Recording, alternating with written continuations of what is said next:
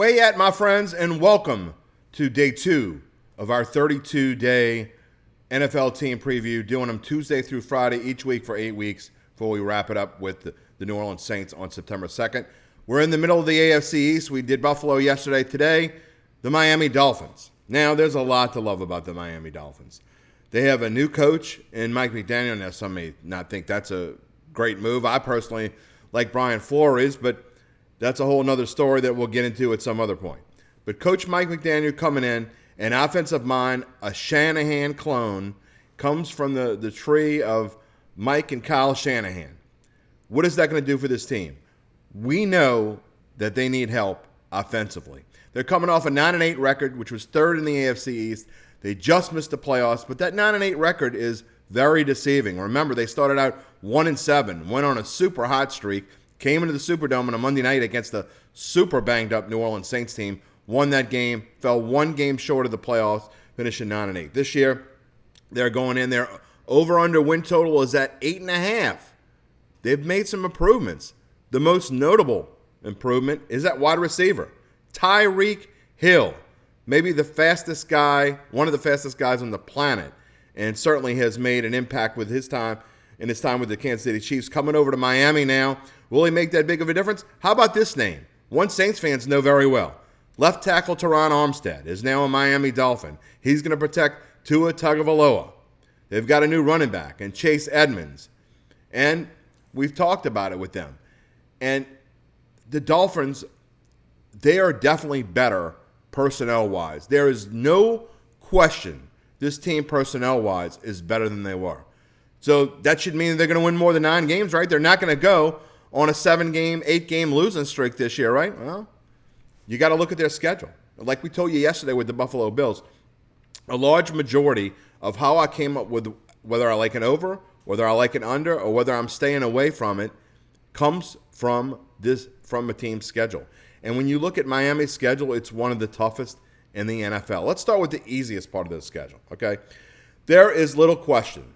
The only chance this team has to make a run is going to become from weeks 5 through 12. Now, that's half the season, right? But they are going to have to, when I say they're going to have to go on a run, they're going to have to go on a big run. If they're going to make the playoffs, they're going to have to win all 4 of the games when they play the Jets, the Lions, the Bears, and the Texans. They got to go 4-0 in that stretch. And really, then there's another little stretch in that, let's call it a micro stretch of this larger stretch. Minnesota in week 6, Pittsburgh in week 7, Cleveland in week 10. To me, they got to win 2 of 3 of those. So you're talking about a stretch where, to me, they have to win 7 of 8 games. That is tough to do against any NFL schedule. And especially when you're talking about a Dolphins team that's still trying to figure out how to gel. What is the toughest part of their schedule? Well, where do we start? I mean, they could find themselves in a similar spot to last year when they started 1-7. Now, they're not going to go 1-7. They're going to be better than 1-7.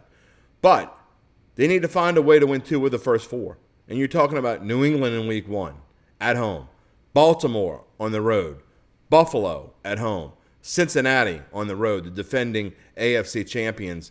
You got Buffalo, a team that a lot of people think is going to be the Super Bowl champion this year. So starting out that way is brutal enough, but it's worse at the end of the year.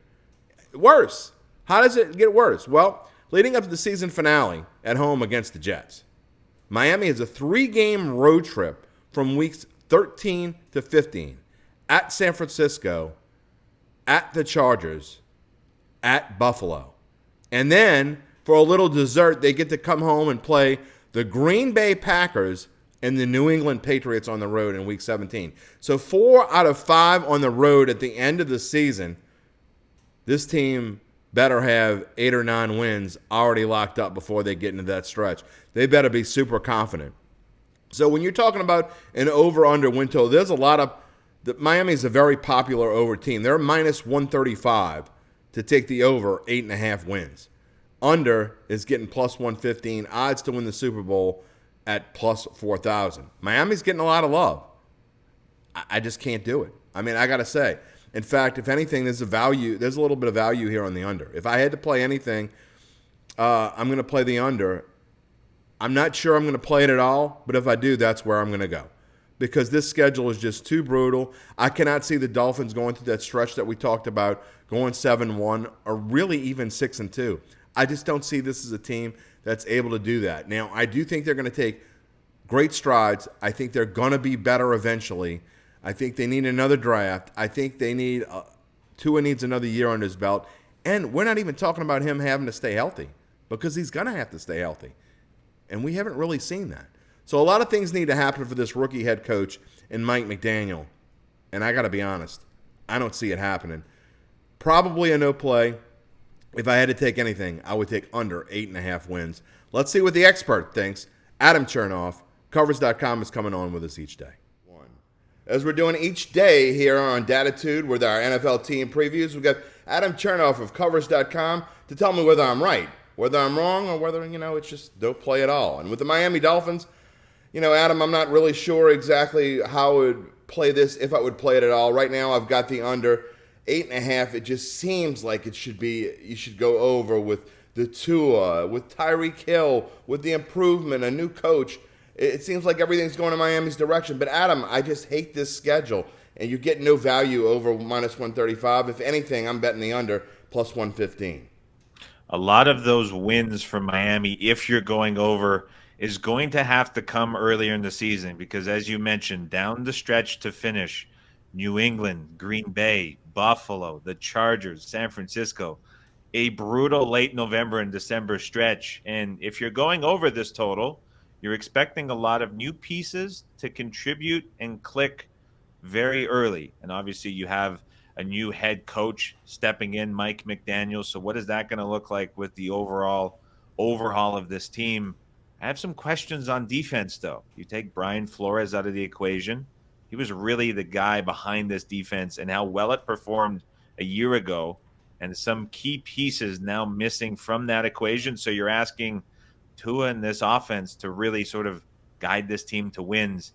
As you mentioned, it's got to come early.